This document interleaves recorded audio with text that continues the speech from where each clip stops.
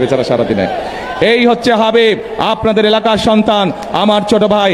তার হাতে আমি আজকে আনুষ্ঠানিকভাবে ধানের শীষ তুলে দিচ্ছি।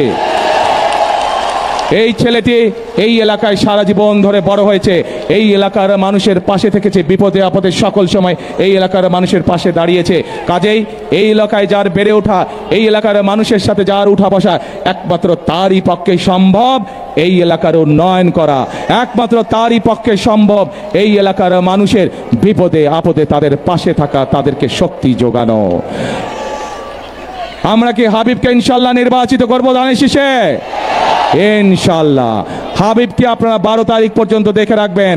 12 তারিখে ইনশাল্লাহ নির্বাচিত হলে 13 তারিখ থেকে হাবিবের দায়িত্ব হচ্ছে এই ঢাকা নয় এলাকার প্রত্যেকটি মানুষকে দেখে রাখা, এলাকার উন্নয়ন দেখে রাখা, এবং হাবিবকে আমি দেখে রাখবো যাতে এলাকার জন্য সে কাজ করছে ইনশাল্লাহ। বসো প্রিয় ভাই বোনেরা।